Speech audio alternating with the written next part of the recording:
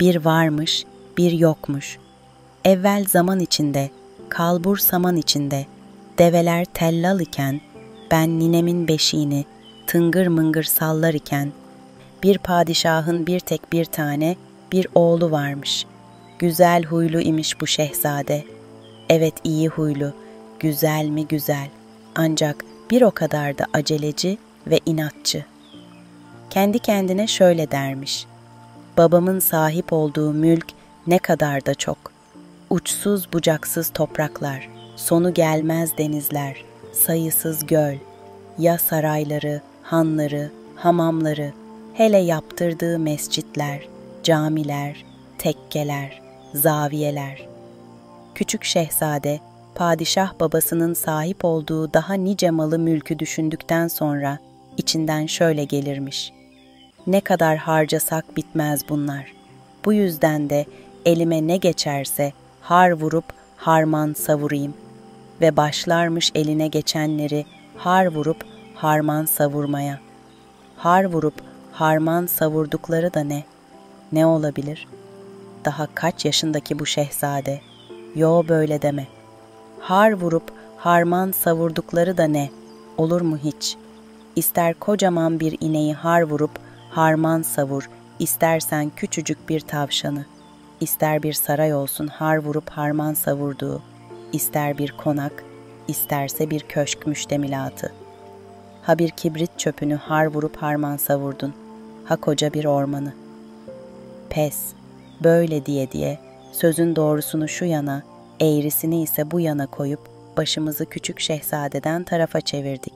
Gördük ki kendisine ayrılan büyük bir odada masa başında oturuyor. Masa mı dedik? Gerçi o zaman dahi masa yok değilmiş ama pek bir işe yaramazmış. Küçük şehzade de oturmuş yere. Önünde bir güzel işlemeli sehpa. Bu sehpa şehzadenin çalışma sehpasıymış. Sehpanın üzerinde ta Mısır'dan gelme, sarı renkte kaymak gibi kağıtlar. Ama dikkat edelim. Bu kağıtların rengi ne tam sarı ne de tam başka bir şey olup, ille de nohut rengine benzediğinden bunların rengi için şöyle derlermiş: nohudi kağıt. Böyle dedin mi akla kalın, parlak ve nohudi renkte o zamanın en güzel kağıdı gelirmiş. Güzel yazı demek olan hat ustalarının en çok aradığı kağıt buymuş. Çünkü kolay kolay mürekkebi dağıtmazlar. Üstelik yazı yazmaya yarayan kamışlar bu kağıdın üzerinde yağ gibi kayıp gider. Yazıya istediğin kıvrımı rahatlıkla verirsin. Emeğin sonucunu görürsün. Sevinirsin. İşte küçük şehzade de bu kalın, parlak nohudi kağıtlardan büyük bir tabaka çekti önüne. Sehpanın üzerine yaydı. Bir eline de bir kamış beğenip aldı. Ucunu kontrol etti. Bunu özel hazırlanmış mürekkebe bandırmadan önce acaba ne yazsam diye bir süre düşündü. Elinin altındaki yazı örneklerine baktı. Onu tasarladı olmadı. Buna niyetlendi olmadı. Sonunda özene bezene kendi adını yazmaya karar verdi. Süleyman diye yazacaktı. Kamış kalem nohudi kağıdın üzerinde gıcırdayarak kaydı. Aman ne de güzel. Yağ gibi kayıyor kamış. Ve o güzelim ismin ilk harfleri peş peşe beliriyor. İşte o S. Derken lam. Hop bir de Y. Sonra şöyle alt tarafa doğru azıcık inip hafifçe de sağa, sonra da yeniden gıcırdayarak yukarı tırmanıp ta tepeye kadar vardı ki oldu ma. Bir de nun kondurunca noktasıyla beraber oldu yahşi bir Süleyman. Şehzade küçük Süleyman özene bezene ama adeta bir hamlede yazı verdiği Süleyman ismini bitirince kağıdı iki eliyle birden tutarak kaldırdı. Gözünün hizasında tuttu. Uzun uzun baktı eserine. Ne de güzel yazıyorum Allah'ın izniyle. Oh oh, bu gidişle hocam Mahmut Efendi'yi de gerilerde bırakacağı benziyorum. Daha yaşı ne ki küçük şehzade Süleyman'ın. Ama doğrusunu söylemek gerekirse gerçekten de ustaca yazdı küçük şehzade Süleyman. Süleyman'ı. Kağıdı yeniden sehpanın üzerine yaydı. Tıpkı hat hocası Hattat Mahmut Efendi'nin gösterdiği gibi kamışı tekrar parmaklarının arasına aldı ve bu Süleyman yazısının altına, Nun harfinin hemen yanına küçücük ve biraz da süslü olarak bir Süleyman daha yazdı. Yani yazının altına imzasını atmış oldu. Koca kağıdın üzerinde ilkin kocaman bir Süleyman, onun altında ise küçük bir Süleyman. Biri Şehzade Süleyman'ın hat eseri, öteki ise imzası. İmzasını da atınca kağıdı bir kere daha iki eliyle tutup gözlerinin hizasına kaldırdı. "Ben de büyük bir hattat oldum," dedi. "Şimdi ünüm yayılmalı yeryüzüne." Kağıda üfürdü, eline bir yelpaze alıp onunla yazıyı yelpazeledi. Kağıdı alıp odada koşturdu. Böylece mürekkebin bir an önce kurumasını temine çalıştı. Sonra da kağıdı yuvarladığı gibi koltuğunun altına sıkıştırdı. Yıldırım gibi odasından dışarı fırladı. Koridorlardan rüzgar gibi geçti. Kapıları hızla açıp kapadı. Sarayın içinde onun gürültülerine, telaşına baş uzatanlar, "Ah, yine küçük Şehzade Süleyman'mış. Kim bilir bu defa nereye koşup duruyor," diyerek odalarına çekiliyorlar. Küçük şehzade hayretle açılan gözlere, kapılardan uzanan başlara aldırmadan kaftanının eteklerini savura savura koşuyor. Oysa bahçede, fıskiyeli havuzun başında kendi yaşındaki çocuklar neşeyle koşup duruyor. Kuşlar ötüyor, genç kızlar kol kola girmiş ağaçların altında dolaşıyor ve şiirler okuyorlar. Güneş yavaş yavaş yükseliyor. Büyük bahçeler içindeki köşklerden bu saatlerde çıt çıkmıyor. Deniz alabildiğine kımıltısız. Büyük yelkenliler rüzgar olmadığı için forsaların çektiği küreklerle ağır ağır ilerliyorlar. Yelken direklerine, serenlere tünemiş martılar, güvertede tembel tembel gezinen veya yatan tayfaları seyrediyorlar. İki denizi birbirine bağlayan büyük kanalın iki kıyısındaki tepeleri kaplayan çam ormanları bir yandan güneşin alevli sıcağında yanıyor, diğer yandan kanalın serinliğiyle üşüyorlar. Padişahın sarayı yükseklerden bakıyor kanala. Orman, kanal, yavaş yelkenliler uyku getiren bir sessizlikle kımıltısız yatıyor. Sarayın bahçesindeki fıskiyeli havuzun su sesleri dalga dalga meyve ağaçlarının üzerine dökülüyor.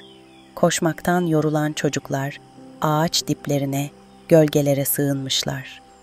Kimi halıların üzerine başlarını koymuş, çoktan uyumuşlar. Lalaları, onların yüzlerine konan sinekleri ipek bir tülbentle kovalıyor ve kendi gözlerini kapamaya çalışan uykuya karşı direniyorlar. Sarayda sessizlik içinde. Hizmetkarlar bu sessizliği bozmaktan korkar gibi ayaklarının uçlarında yürüyorlar. Büyük saray mutfağında bir tencere büyük gürültüyle yuvarlanıyor ve bütün saray korkutulmuş gibi yerinden hopluyor. Fakat bir an sürüyor bu. Zira aşçıbaşı yerinden fırlayarak yuvarlanan kazanın adeta üzerine kapaklanıyor ve onu susturuyor. Bunu saymazsak, koridor başlarındaki pala bıyıklı, iki kıyım nöbetçiler dahil, her şey derin bir sessizlik içerisinde adeta eriyip gidiyor. İşte bunları düşünürsek, Şehzade Küçük Süleyman'ın taş koridorlarda patır patır koşup kapıları çarpıp gitmesinin nasıl bir şaşkınlık doğurduğunu anlayabiliriz. Nöbetçiler irkilerek kendilerine geliyor, omuzlarını ve boyunlarını dikleştirerek önlerinden fırtına gibi geçen şehzadenin arkasından bakıyorlar. Şehzade Süleyman, koltuğunun altında eseri olduğu halde acaba nereye gidiyor? İşte bir koridordan daha geçiyor, büyük bir hole çıkıyor. Burayı boydan boya kat edip önünde nöbetçilerin en irisi duran devasa bir kapının yanına geliyor. Bu kapının gerisindeki büyük odada şehzadenin padişah babası bulunmaktadır. Uyku saatleri hariç bütün gününü bu odada geçirir. Sadece namaz vakitleri buradan çıkar. Onun dışında sürekli olarak vezirleriyle, diğer devlet adamlarıyla ve insanlarla burada görüşür. İri yarı nöbetçi küçük şehzadenin destursuz kapıya yöneldiğini görünce, "Dur bakalım," dedi. "Ne bu acele şehzadem? Şu kağıda önemli bir şey yazdım. Önemli olduğu kadar da büyük bir ustalıkla yazılmıştır. Şimdi yana çekil de onu koşup babama göstereyim, duasını alayım." "İyi güzel ama bu emrini yerine getirmem mümkün değil." "Nedenmiş o?" "İçerideki mesele çok önemli. Babanla bütün vezirler toplandılar. Koca sarıklı Şeyhülislam da içeride. Daha kimler yok ki? Hep geldiler. Padişahımın karşısında divan, ol meseleyi görüşüyorlar." "Hangi meseleyi?" "Duymadın demek." Şehzade Süleyman nöbetçinin bile bildiği ol meseleden habersiz olmayı kendine yediremedi. "Duymaz olur muyum hiç?" diye karşılık verdi. "Demek duydun," dedi nöbetçi, kendi kendine içten içe sevgiyle gülümseyerek. "Duydum elbet," dedi şehzade. Hem böyle diyor hem de acaba ol mesele ne olabilir diye hızlı hızlı düşünüyordu. Nöbetçi üstüne üstüne gitti şehzadenin. "Madem ol meselenin ne olduğunu biliyorsun, hadi söyle de ben de anlayayım," dedi. Fakat şehzade bu sıkıştırmaya pabuç bırakmadı. "İlkin sen söyle bakalım," diye sözü ona attı. "Ne kadar da kurnazsın şehzadem," dedi nöbetçi. "Ama olsun, anlamamış gibi yapıp söyleyeyim. Mesele şu, bazı düşmanlarımız densizlik etmişler. Sınır köylerimizden birkaçına gelip koyunlarımızı çalmışlar, çobanlarımızı incitmişler. Bununla da kalmayıp kaynağı düşman tarafında olan suyu pis tutmuşlar. Müslümanlar da bundan rahatsız olmuş. Birkaç kişi yollayıp durumu padişahımıza arz ettiler." "Şimdi içeride mi onlar da?" "İçerideler ya." Padişahımız onları dinleyince adamlar yollayıp herkesi çağırdı. "Ne olacak şimdi?" "Şimdi bir karar alınacak. Ya düşmanla savaşalım denecek ya da ilkin bir görüşme yapıp ettikleri densizliğin hesabı sorulacak." Ben ne yapacağım şimdi?" "Sen en iyisi şimdi odana dön. İkindi namazından sonra, hatta akşama doğru gel. O zaman vaziyete bir kere daha bakarız. Olmaz mı?" "Başka çare yok galiba. Çaresiz odama döneceğim. Ancak sen babamı görürsen ona, 'Oğlun Süleyman uğradı. Sizi önemli bir iş için görmek istiyordu,' de, olmaz mı?" "Olur.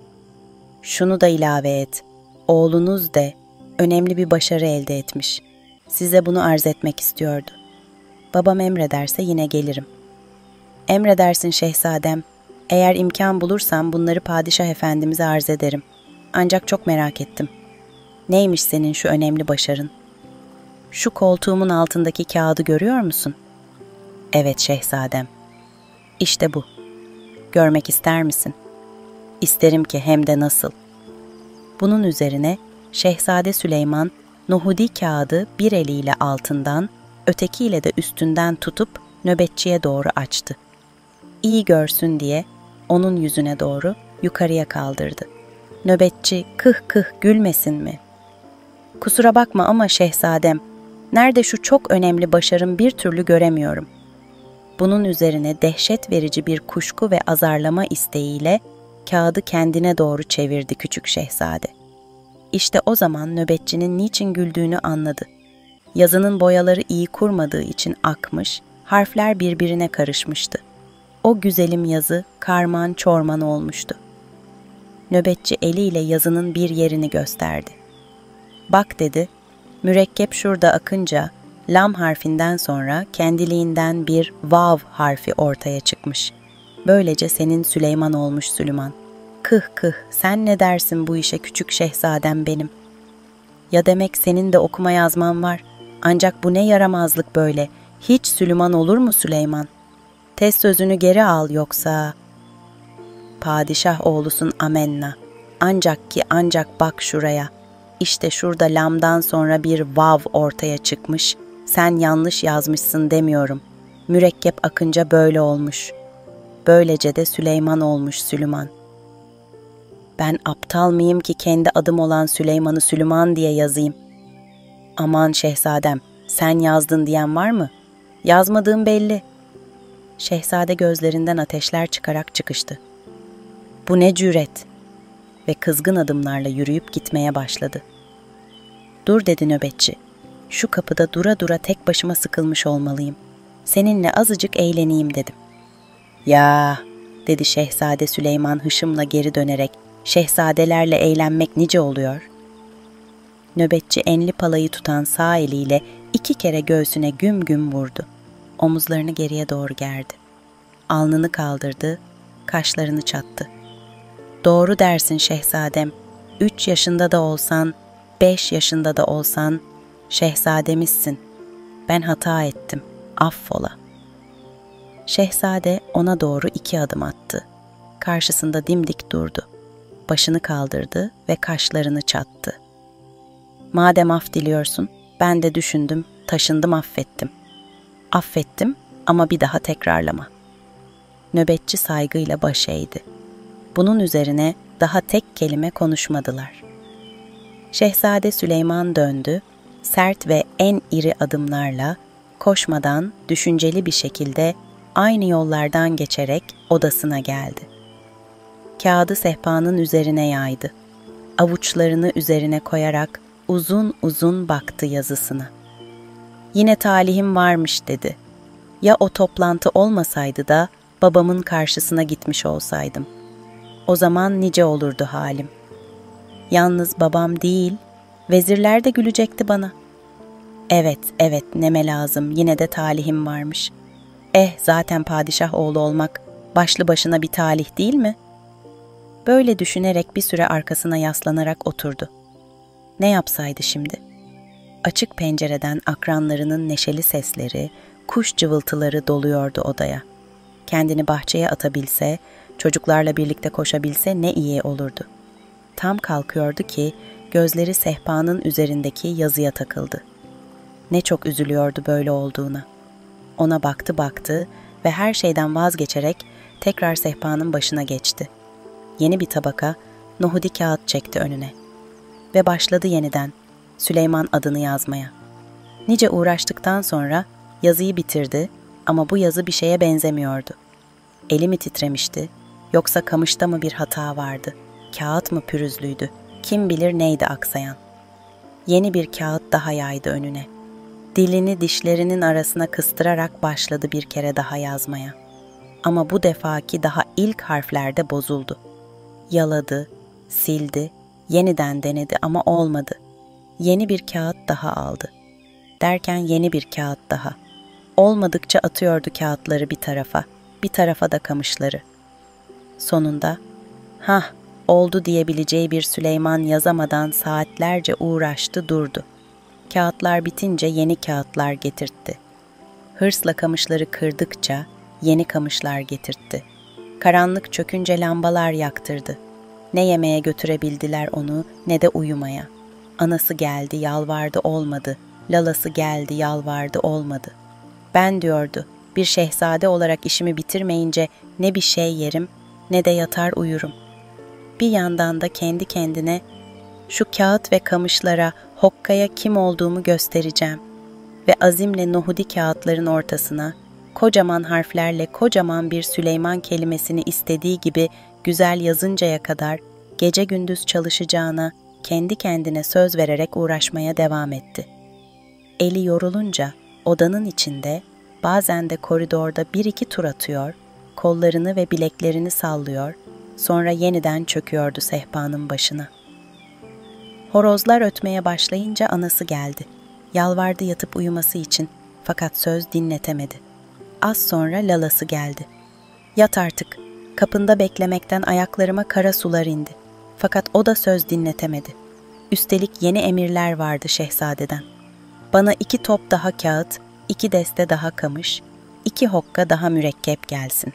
Hem de tez gelsin. Lala ister istemez koşturup getirtti istediklerini. Ve şehzade yeni gün öğlen oluncaya kadar da çalıştı durmadan. Küçük şehzade Süleyman'ın bir hat meselesiyle böylesine cebelleşmesi sarayda kuytu bucağı kadar duyuldu. Babası bile duydu. Ahırdakiler, kilerdekiler, mutfaktakiler, hazine dairesindekiler, bütün nöbetçiler duydu. Ve evet, padişahın kapı nöbetçisi Abdullah duydu. O gün izinliydi bu nöbetçi. Nice kimseye başvurup şehzadenin odasına kadar geldi. Kapıdan başını uzattı. Şehzade sehpanın üzerine eğilmiş, o dün bir hamlede yazdığı güzel Süleyman'dan yazmaya çalışıyordu. Nöbetçi, "Şehzadem" diye seslendi. "Destur var mı? Yanına gelebilir miyim?" Şehzade Süleyman sesin sahibini tanıdı. Başını kaldırmadan, "Destur verdim, gelebilirsin" dedi. Nöbetçi, "Dünden beri hiç durmadan hatla uğraştığın söyleniyor şehzadem. Duyduğuma göre bu kadar çalışmana rağmen doğru dürüst bir tek Süleyman bile yazamamışsın. Kulaklarıma inanamadım. Doğru olamaz dedim. Gidip kendi gözlerimle görmezsem inanmam dedim ve geldim." Nöbetçi hem bunları söylüyor hem de etrafa saçılmış sayısız kağıda bakıyordu. Her birinde başlanıp yarım bırakılmış ya da bitirildiği halde bir şeye benzememiş bir Süleyman vardı. Demek doğruydu anlatılanlar.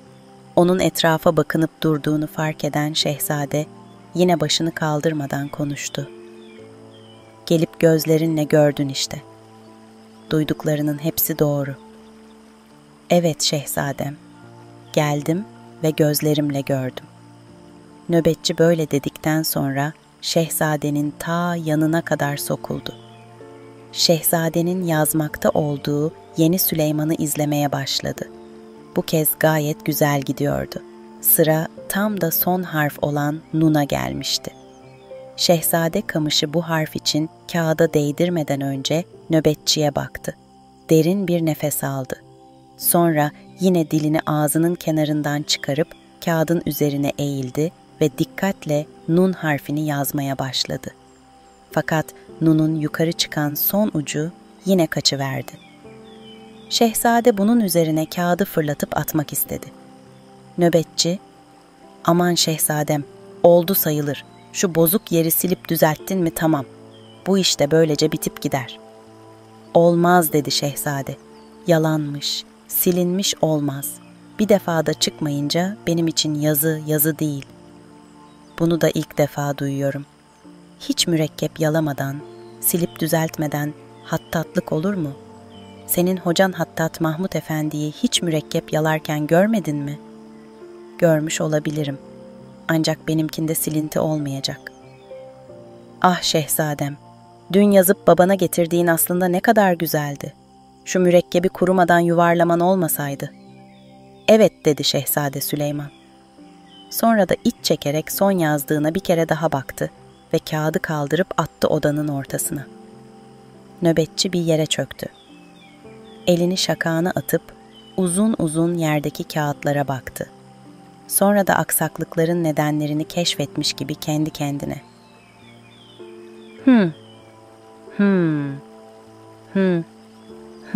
demeye başladı. Şehzade önüne yeni bir kağıt çekerken, "Bir şey mi diyorsun?" diye sordu. Ama onun cevabını beklemeden şöyle dedi: "Sen artık gitsen iyi olur nöbetçi efendi." "Neden şehzadem, neden gideyim?"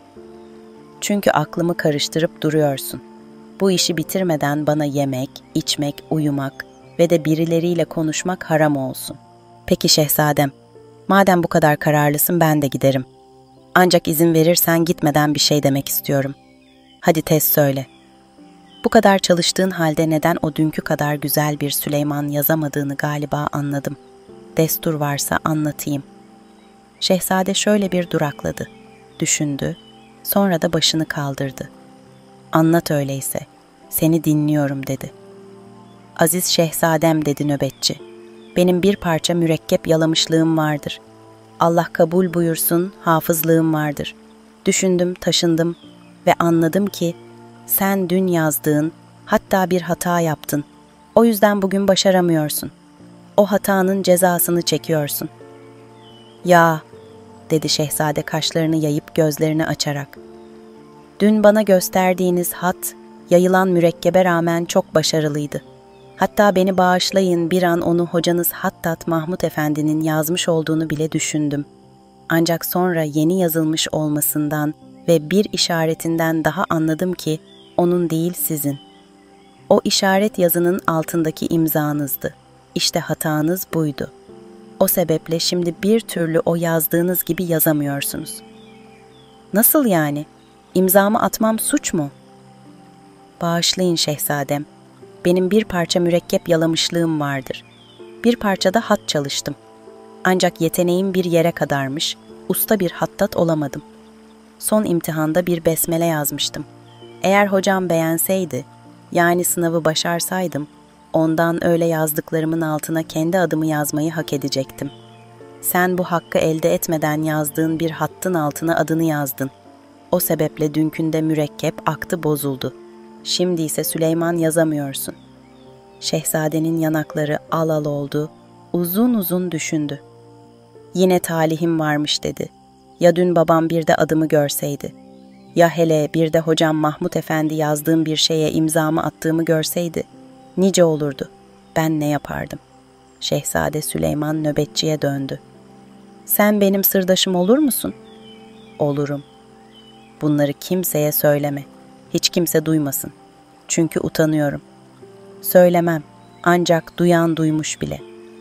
Kim dedi şaşkınlıkla. Nöbetçi sustu.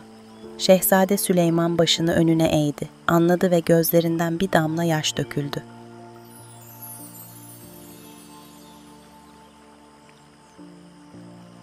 Şehzade Süleyman mışıl mışıl uyuyordu. Rüyasında bir çoban köpeği gördü. Güya bunun sırtına binmiş koşturuyordu. Az sonra uyandı. Dadısına seslendi. Dadısı kapıda belirince, "Bir rüya görüyordum," dedi. "Hayırdır inşallah şehzadem, anlat bakalım." Dadı gelip yatağın kenarına oturdu. Şehzadenin iki kaşının ortasına bakmaya başladı. "Kocaman bir çoban köpeğinin sırtına bindim, dağ tepe gittim. Hem de şimdi biraz önce." Dedi dadı. Dedi tekrar. Dedi. Elini çenesine attı, olmadı. Şakağına attı, olmadı. Bir yorum bulamadı. Şehzade ise merakla bekledi. Diye sordu. "Sen," dedi dadı. "Nasıldı? Bir kere daha anlatsana şu rüyayı bana." Küçük şehzade kaşlarını çattı. Yorganı savurarak yataktan çıktı. Çabuk çabuk giyindi. Kaşları hala çatık mı çatık. Dadıdan yana bakmıyor bile. Bir yandan da söyleniyor. "Bir kere daha anlatsana şu rüyayı." Minicik bir rüya bu. Bir köpeğin sırtına biniyorum. Bir müddet gidiyorum. Hepsi bundan ibaret. 2 satır bir rüya için bir kere daha anlat demez mi? Dadı için için güldü. "Gel canım benim," dedi, "bir hata mı ettim?" "Hayır etmedin," diye sertlendi küçük şehzade. Ve kaftanının eteklerini savura savura odadan fırladı. Nereye gittiğini bilmeden öfkeyle yürüyordu. Amma da sinirli.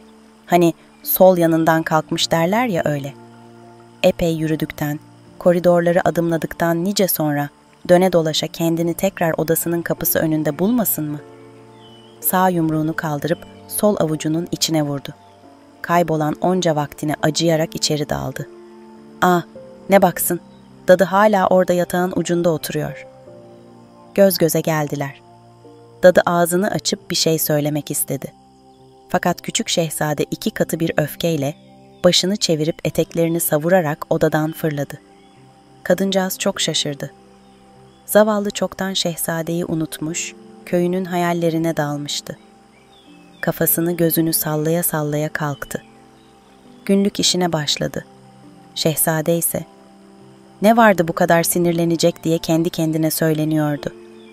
Fakat öfkesini bastıramadı. "En iyisi," dedi. "Gideyim de babama yalvarayım. Bana bir başka dadı tayin etsin. Aklımı tedbirimi köreltecek bu kadın."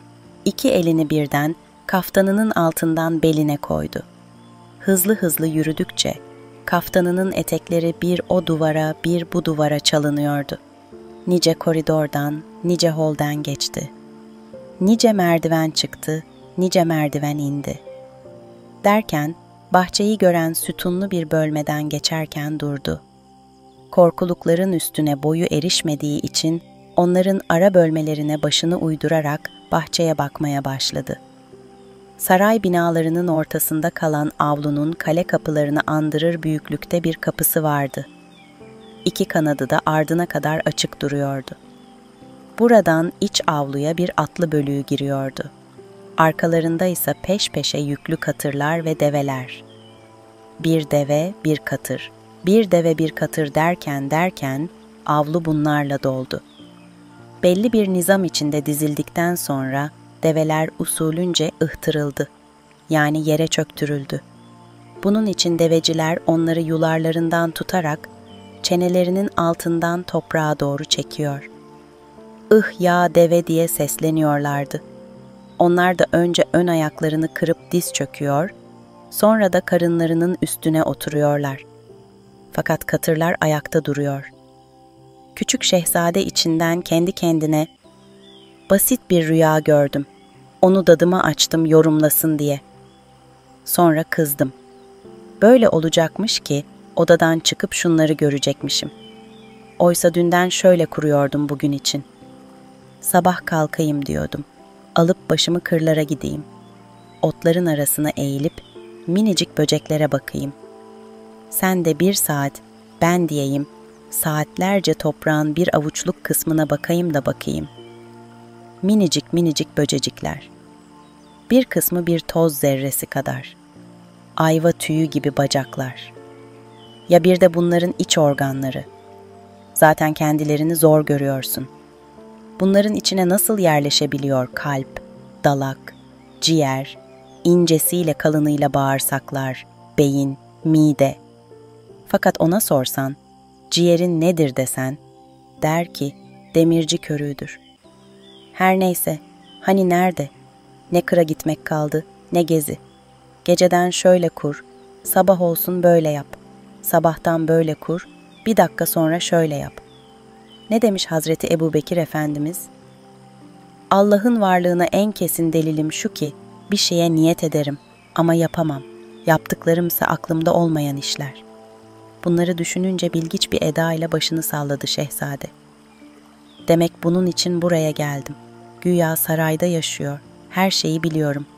Acaba bu kervanla neler geldi? Başladı beklemeye.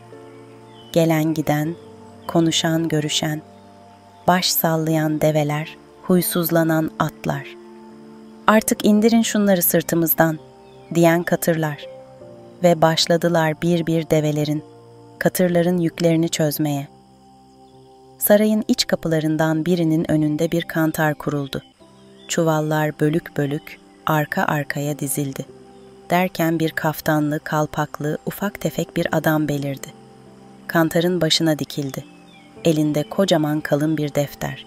Acep ne yapacaklar bu kantarla diye içinden geçiriyordu ki şehzade baktı ki çuvallardan kürek kürek altın elmas çıkarıp koyuyorlar kantarın kefesine. Bir yandan tarttılar, bir yandan hamal hamal taşıdılar kapıdan içeri. Daha yarısı olmamıştı ki şehzade eteklerini savurarak koşmaya başladı babasının odasına doğru. Kafasındaysa iri iri, harlı düşünceler. Ne ola bu altınlar? Kimden alınıp getirilmiş? Sakın ha, ondan bundan zorla belayla alınmış olmasın. Bire sakın, elimiz ekmeğe yetişmiyor diye kursağımıza haram lokma atılıyor olmasın. Varayım padişah babama bu konuda bir sual açayım. Büyük hole çıkınca büsbütün hızlandı. Kapıdaki nöbetçi şehzadeyi öyle püfür püfür eserek gelirken görünce, arkasındaki padişah kapısını şöyle acele göz ucuyla bir denetleyerek ayaklarını sıkı sıkı yere bastı. Palalı kolunu şöyle hafifçe gövdesinden açığa araladı.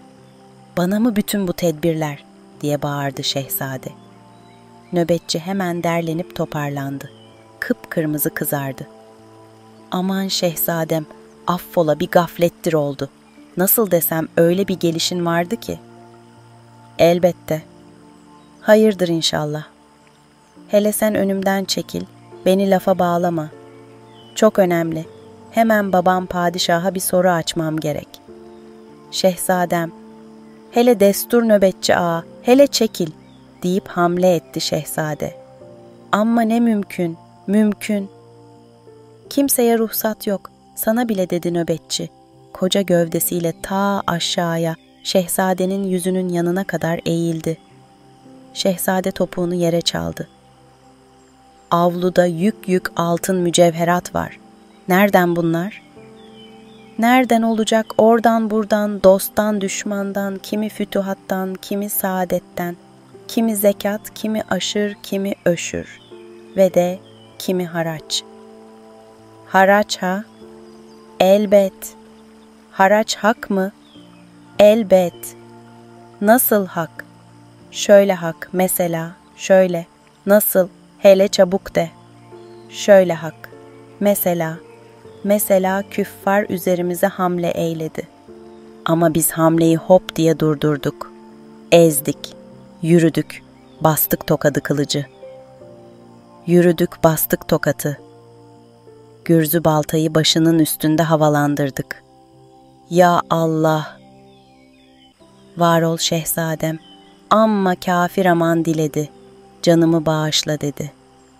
O da bir öldürmektir, hemi de diriltmektir, aman verdik gitti.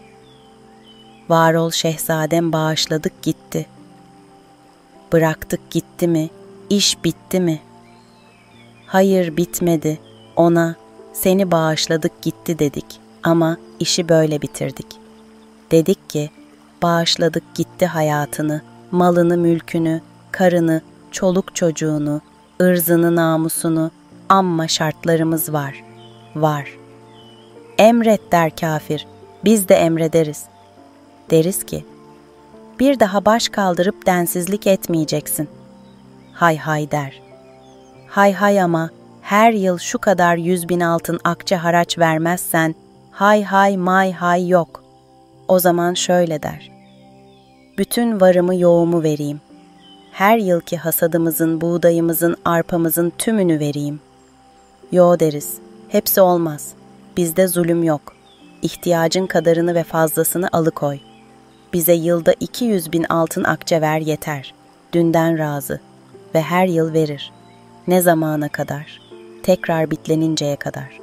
Bitlenmek ne demek? Adamları aç fakir bıraktık. Yoksulluktan mı bitlendiler? Hayır, şehzadem öyle değil. Burada bitlenmek, yeniden canlanıp kanlanmak demektir. Yani bit, kanlı canlı gövdeler dururken sıskalara, kirrik kurruklara gitmez. Kirrik kurruk da ne demek? Emin ol şehzadem, ben de bilmiyorum, dilime öyle geldi. Hadi lafı bağla. İşte küffar, bitleninceye kadar verir haracı. Sonra dediğim gibi bitlenince haraç vermek nefsine ağır gelmeye başlar. Verdiği sözü de unutur. Haracı keser. Nasihat da kâr etmez. O zaman, işte o zaman kellesi uçar. Uçsun gitsin. Peki, demek böyle. Fena değil, fena değil. Şehzade elini çenesine atıp bir dolandı. Sonra tekrar nöbetçinin yamacına dikildi. O altınları bir kapıdan geçirip götürüyorlardı. Orası neredir? Oraya hazine derler şehzadem. Hazine dairesi. Gördüğün onun kapısıdır. Hazine dairesi. İyi güzel de kimin bu? Sakın tümü babamın olmasın. Bre şehzadem başka kimin olur? Mal onun, mülk onun, kullar onun değil mi? Ya, mal, mülk, kullar demek hepsi babamın. Rızkı, hayrı, şerri de o mu yaratır? Aman şehzadem, haşa bin kere haşa, sözün gelişi o. Sen öyle üstüne basa basa söyleyince, haşa, elbet öyle değil. Ya demek sözün gelişi öyle. Dil söyleye söyleye, dil de, gönül de, inanmasın sakın Allah muhafaza. Bir şey daha. Onca zaman seyrettim, hep içeri giriyordu para. Peki hiç çıktığı yok mu içeriden? Çıkmaz olur mu? Ama o durduğun yerde 1000 yıl dursan, o kapıdan tek altın liranın çıktığını göremezsin. Öyle mi? Bu ne hikmet, bu ne iştir? Öyle şehzadem öyle. Orası giriş kapısı. Şunu iyi bil ki, o bir tek giriş kapısına mukabil 40.000 tane çıkış kapısı var. Ama hiçbiri saray içine açılmaz. Hepsi dışarıya, kullaradır. Ya, demek böyle, böyle. Evet şehzadem, o 40.000 kapıyı sana bir bir sayayım ister misin? Her biri bir başka şey için midir? Elbette. Bir tanesini söyle hele. Ülkenin her neresinde olursa olsun bir çocuk yetim kalsa, onu anında tespit edip maaşa bağlamakla görevli memurlara yolluk kapısı. Pes dedi şehzade, yüreğimi titrettin. Ötekileri de bir bir anlattım bil. Bunu der demez yanaklarını elleriyle avuçladı, başı eğik, düşünceli adımlarla ağır ağır odasına yollandı. Baktı ki dadısı odayı derleyip toplamış, kapının önünde el bağlamış kendini bekler. Yaklaşıp dadısının elini öptü. Dadısı, öğrendin mi diye sordu. Neyi? Rüyada çoban köpeğinin sırtında seyahat etmeyi. Ha evet öğrendim. Çok merak ettim. Bana da der misin? Elbet. Elbet. Rüyada çoban köpeğinin sırtında seyahat etmek, adil bir padişahın hazinesinin bir giriş kapısına mukabil 40.000 çıkış kapısının bulunması demekmiş. Vallahi bir şey anlayamadım dedi dadısı. Elini çenesine atıp ağzını büzerek kuşkulu bakışlarla gülümseyip duran küçük şehzadeye baktı.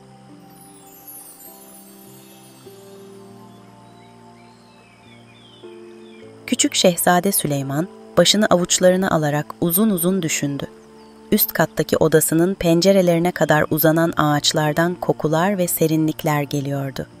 Kuşlar kaynaşıyordu dalların arasında.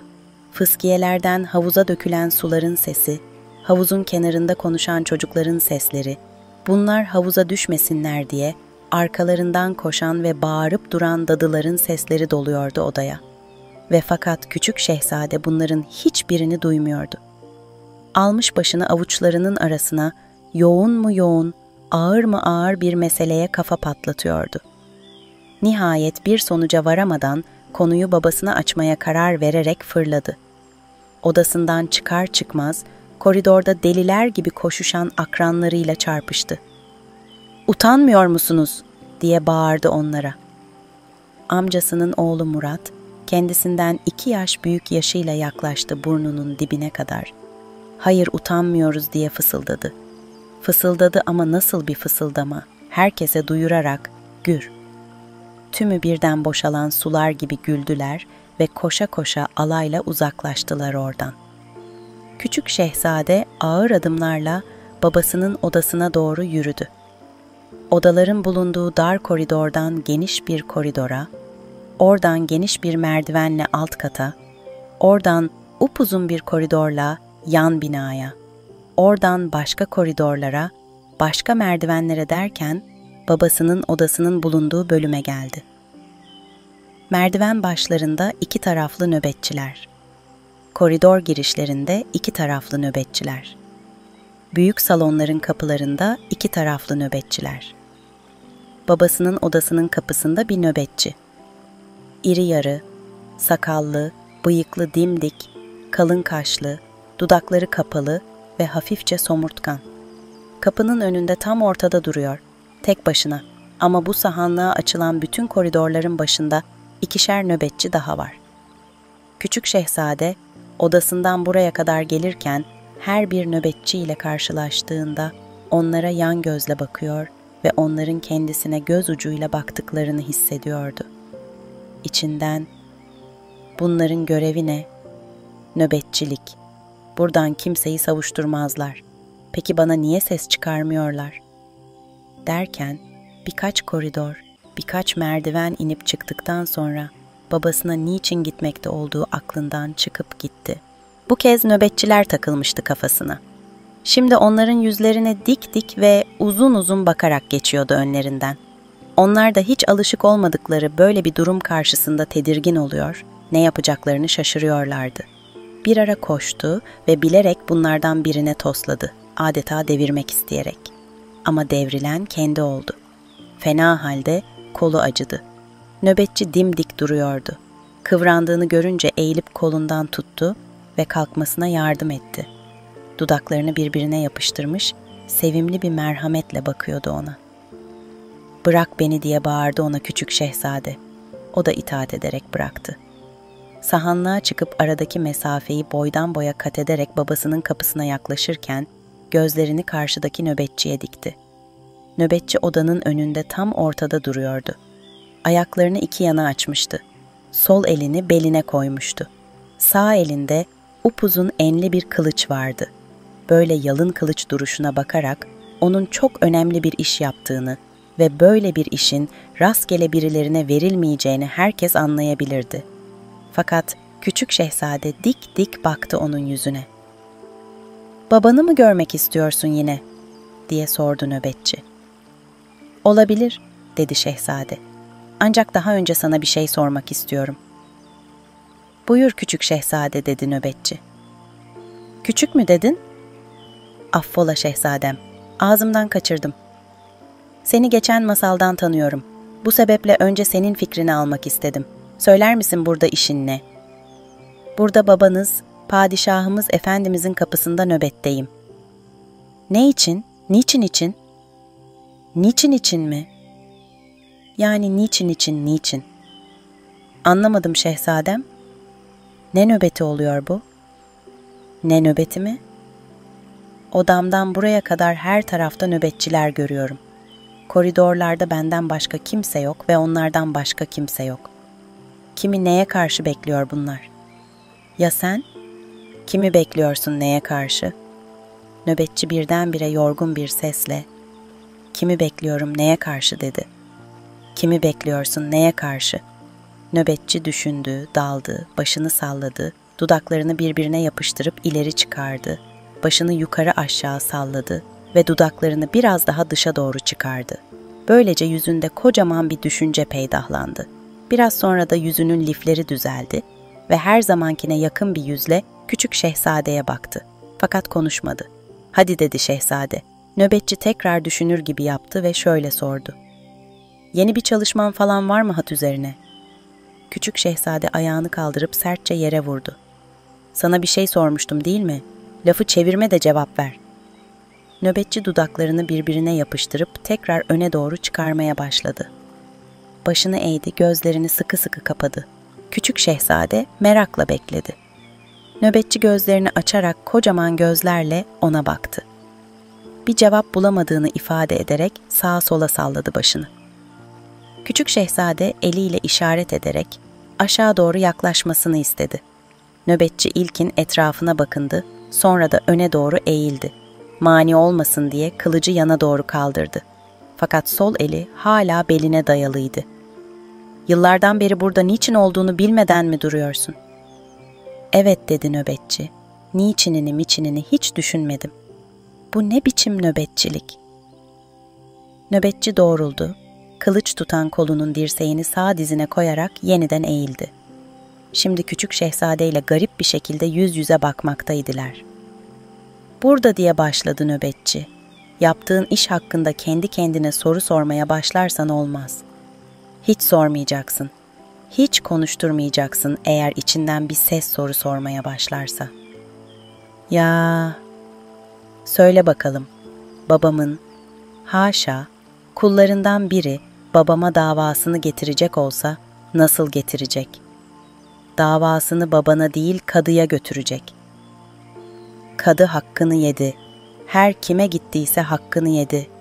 Baktı ki davasını padişaha götürmekten gayri yol kalmadı. Nasıl getirecek? Kolaydır şehzadem. Arzu halini alıp saraya getirecek. Babana, padişahımız efendimize arz edecek bundan kolay ne var?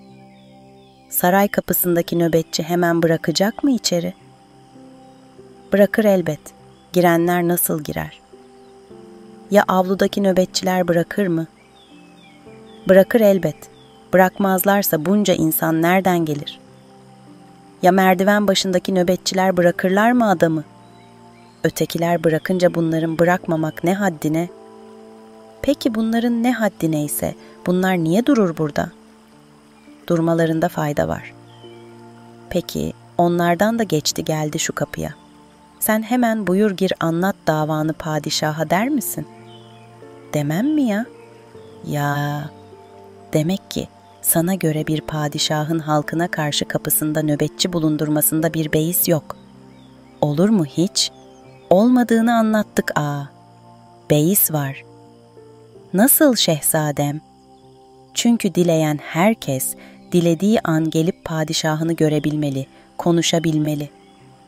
Yani her dileyen padişahla sohbet edebilir, yarenlik edebilir, öyle mi şehzadem? O kadar da değil. İşte o kadar da değil dedin mi? Bunu kabul ettin mi durum bu duruma kadar geliverir. Yani padişahın kapısında nöbetçi olur şehzadem. Yoksa devlet işi nasıl yürür? Gelip gidenin akıllısı var, delisi var, gevezesi var, garibi var. Beni hangi sınıfa koyuyorsun acaba? Sen benim şehzademsin, akıl küpüsün, affola küçük bir padişahsın, bir padişah fidansın. Pekala, bu da ayrı bir mesele. Hiç padişah fidanı olur mu? Zerzevat mı bu ekesin büyüsün, kocasın padişah olsun. Her neyse biliyorum affola diyeceksin. Şimdiden affettim bil. Destur şimdi içeri girmek dilerim. Şehzadem şimdi olmaz. İçeride sadrazam ve vezirler var. Beklemek gerek. Nöbetçi bunu dedi ve doğruldu.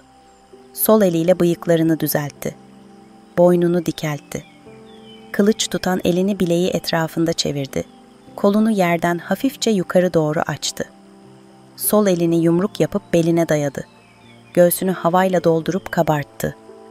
Ve açık ayakları üzerinde ağır gövdesini tartarak uçsuz bucaksız ufuklara bakıyor gibi karşıya bakmaya başladı.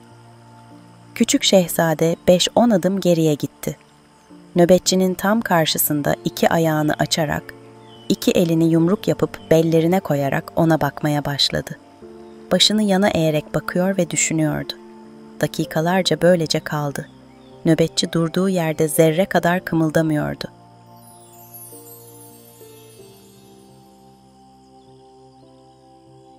Evvel zaman içinde, kalbur saman içinde, develer tellal iken, ben ninemin beşiğini, tıngır mıngır sallar iken, büyük bir padişah varmış. Bu hikaye işte böyle bir masal gibi başlamış. Padişah olmak çalışmakla olmaz. Padişahlık bir nasip işi. Hele iyi bir padişah olmak büsbütün kolay değil. Çünkü bütün ülke o padişahtan sorulur. Köydeki, şehirdeki bütün insanlar, bütün hayvanlar, hatta ağaçlar, kırlar, ormanlar Allah'ın padişaha bir emanetidir. Onlara iyi bakmazsa öte dünyada "Söyle bakalım, emanetlerimize nasıl muamele ettin?" diye sorulur. İşte bizim hikayemizin padişahı bu durumu çok iyi biliyormuş. Onun içinde Allah'ın emanetlerine ister insan olsun, ister hayvan, hatta isterse bitkiler, onlara çok iyi bakıyormuş. Haklıyı haksızdan ayırmakta hiç zorluk çekmezmiş. Zamanla o kadar usta bir padişah olmuş ki, birinin gözlerinin içine bakar bakmaz nasıl biri olduğunu anlar, adeta onun ruhunu okurmuş. Üstelik kolları kasları da çok güçlüymüş. Öyle güçlü kuvvetliymiş ki, en azgın boğaları boynuzlarından tuttuğu gibi geri geri sürermiş. Öyle bir yay gerip ok atarmış ki, hızla giden okların yardığı hava ciyak ciyak bağırırmış. Savaşlarda gürzünü kale kapılarına indirdiği zaman kapı paramparça olur, surlar temellerine kadar sarsılırmış. Koşuda hiç kimse onu geçemediği gibi bilek güreşinde de üstüne yokmuş. Ata bindiği zaman maharetlerini görmek için halk toplanırmış. Sık sık herkese, hatta bütün dünya pehlivanlarına açık olarak düzenlediği güreş karşılaşmalarında sırtını yere getiren olmazmış. Allah ona her şeyi vermiş. O da bunlara daima şükretmiş. Bunlara da bir emanet gözüyle bakmış. Zamanla bütün düşmanları onun bu yücelikleri karşısında pes etmişler. Hepsi dost olmuşlar. Ama öyle bir düşmanı varmış ki hiç yakasını bırakmamış. Onu yenmek için bir saniye bile gözünü kırpmamış. Bu düşman şeytanmış. Bir gün padişah yatağına çekildiği bir sırada şeytan kulağına şöyle fısıldamış: "Ey padişah, doğduğun günden beri senin yanındayım. Bir saniye olsun senden ayrılmadım ve seni kötü yola düşürmek için elimden geleni yaptım. İnsanlar kötü bir şey yaptıkları zaman senin öfkeni kamçıladım. Kamçıladım ki gözlerin dönsün ve hemen o kimseyi astırasın. Karısını kara yas içinde bırakasın. Çocuklarını yetim koyasın. Savaşlarda eline geçen hazinelerle de seni kandırmaya çalıştım. Artık sen de bu hazineleri kendine harca diye sana fısıldadım. Ama sen onları halkına harcadın. Karşına güzel cariyeler geldiği zaman yine aklını gönlünü çelmek istedim. Ama sen hep karın ve çocuklarına gönlünü verdin. Velhasıl her ne yaptımsa başaramadım. Dünyada herkesi kandırdım ama bir tek seni kandıramadım. Artık yakanı bırakıp gidiyorum. Padişah bunları duyunca yerinden doğruldu. Büyük bir gurura kapıldı. Yani şeytan bu son oyunu ile onu mağlup etti. Ama padişah bunu anlayamadı. Ben o kadar iyi, o kadar adil, o kadar güçlüyüm ki şeytan bile benimle baş edemedi diye düşündü. Sırt üstü yatıp hayatı boyunca yaptıklarını aklına getirdi. Ülkesi alabildiğine büyümüştü. Her yan gelişmiş ve zenginlenmişti. Halkın ne hırsız korkusu vardı ne de eşkıya korkusu. Dullar, yetimler ülke hazinesinden maaşlarını alıyorlar ve sefil olmuyorlardı. Her yanda adalet vardı. Kadılar rüşvet yemiyorlardı. Devlet görevleri o işi en iyi yapabilecek kimselere veriliyordu. Ve padişah bütün bunları yaparken bir an olsun Allah'ı hatırından çıkarmıyor ve insanlar yaptıklarından sorulacaktır. Bense bütün insanlardan sorulacağım. Çok dikkat etmeliyim. Allah'a karşı mahcup olmamalıyım, diyordu. Camide halkına hitap ediyor. Ey insanlar diyordu. Ülkemiz iyilik ve doğruluk içerisindedir. Bütün bu iyilikleri bizlere sağlayan Allah'tır. Ben sadece bir vasıtayım. Lütfen hepiniz bana dua edin. Dua edin de ayağım takılmasın. Hatalar yapıp günaha girmeyeyim. İşte padişah yattığı yerde bütün bunları aklından geçirdi. Şeytanın verdiği fitneyle bunlar benim sayemde oldu. Ben yüce bir padişahım, dedi. Halbuki önceleri böyle demiyordu. Cuma namazlarını halka bizzat kendisi kıldırıyor, payitahtta yani başşehirde, en büyük camide yani Ulu Cami'de minbere çıkıyor ve insanlara hitap ediyordu. Böyle zamanlarda daima alimleri överdi. Onlara başta ben olmak üzere hepimizin ihtiyacı var, derdi. Bir gün yine bir hutbesinde insanlara şöyle söylemişti. Allah yolunda hiç şaşmadan dosdoğru giden bir alime benim gibi 1000 padişah feda olsun. Padişah alimleri sever, onları daima yanına çağırır, çoğu zaman da onların yanına kendisi gider ve fikirlerinden yararlanırdı. İşte padişahın bütün iyilikler, güzellikler benim sayemde oldu. Benden daha adaletli bir padişah, daha yeryüzüne gelmemiştir diye gurura kapıldığı gece, baş şehre genç bir alim geldi. Şehrin dış evlerinden birine yerleşti. Ertesi gün alimlere çok düşkün olduğu için bunu da padişaha haber verdiler. Padişah, kimdir, nereden gelmektedir diye sordu. Padişahım dediler, Abdülkadir isminde Horasanlı bir alimdir. Çok bilgili, çok keramet sahibi olduğunu söylüyorlar. Üstelik çok da gençmiş. Padişah böyle birini duyduğu zaman onu yanına çağırmakta hiç acele etmezmiş. Bu defa da öyle yapmış. Biraz bekleyelim, emin olalım demiş. Aradan 1 ay, 2 ay derken 3 ay geçmiş. Günün birinde padişah yanındakilerle konuşurken söz dönüp dolaşıp bu genç alime gelmiş.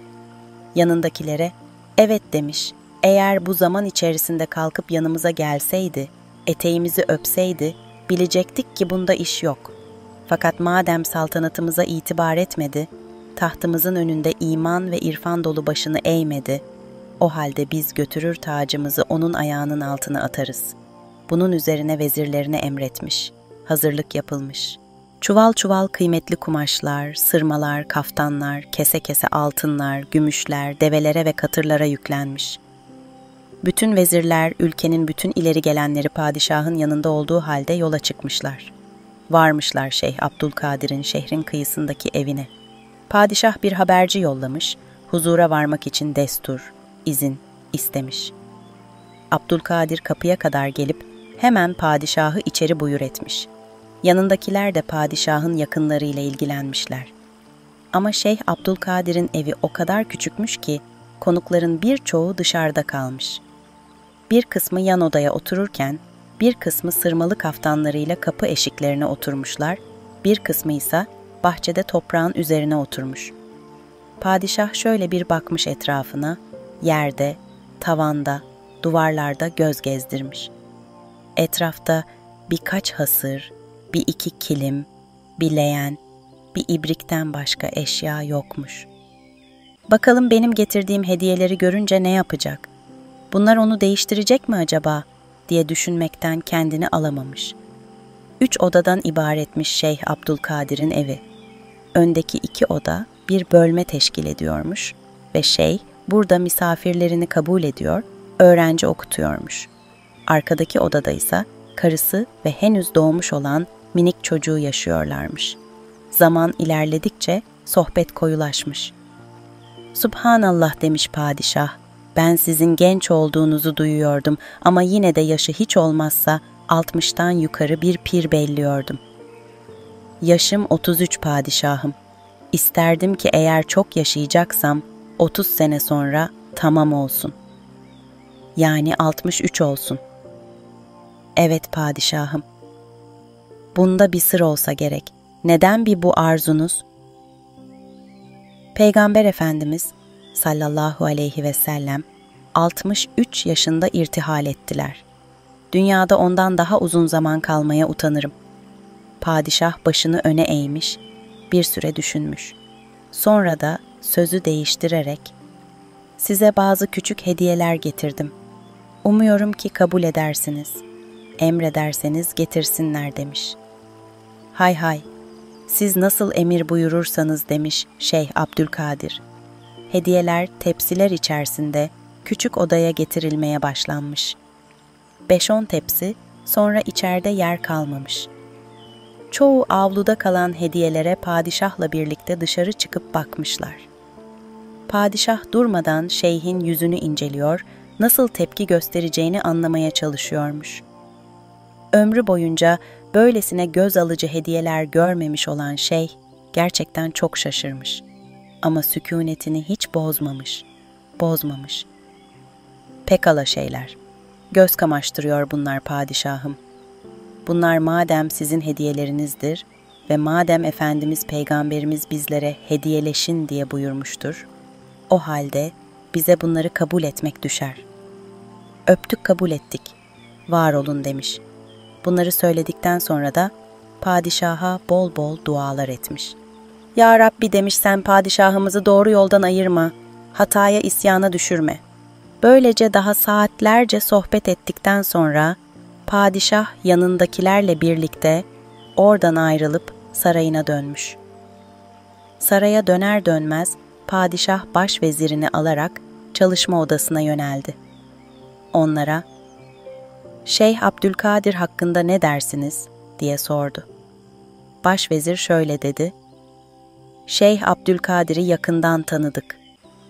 Bu şehre geldikten sonra sizi ziyarete gelmeyi hiç düşünmemiş. Zira siz devleti temsil ediyorsunuz, o ise İslam'ı. Yani sizi ziyarete İslam'ın izzetinden ötürü gelmemiş. Evet, bunu ben de bu şekilde yorumluyor ve onu takdir ediyorum. Nitekim o böyle davrandığı içindir ki biz kalkıp onun ayağına gittik. Evet padişahım. Vezirlerim, yalnız bir nokta karanlık kaldı. Şimdi bunun hakkında düşüncelerinizi öğrenmek istiyorum. Başvezir, buyurun padişahım, emredin dedi. "Evet, aklıma bir şey takıldı," dedi padişah. Düşünceli bir şekilde büyük çalışma odasını adımlamaya başladı. Vezirler, padişahın söyleyeceklerini tahmin etmeye çalışarak beklediler. Sonunda padişah konuşmaya başladı. "Evet, ne diyordum? Aklıma bir şey takıldı.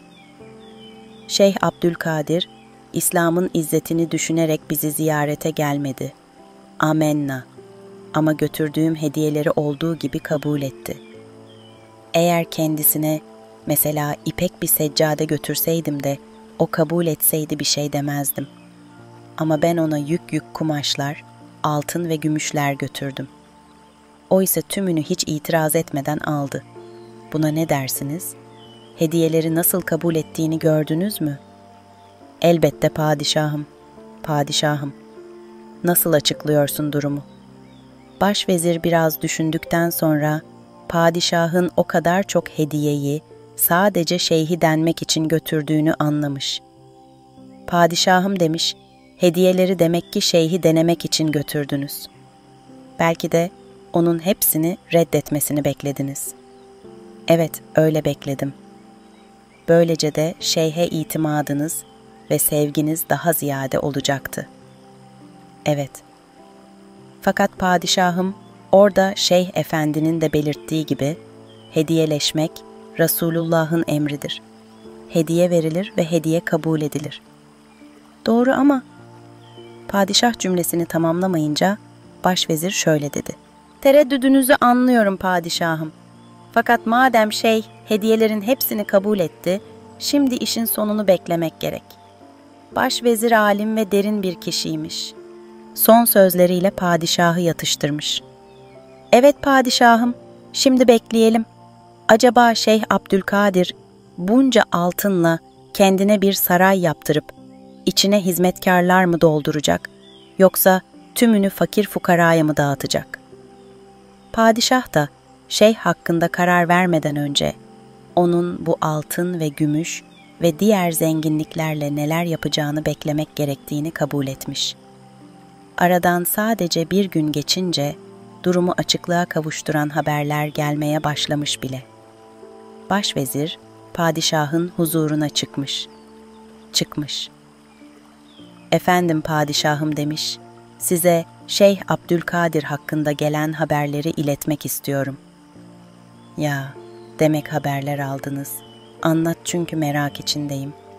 Başvezir, "Abdülkadir Efendi dün 15 kişilik bir heyet teşkil etmiş." "Bir heyet mi?" "Evet padişahım."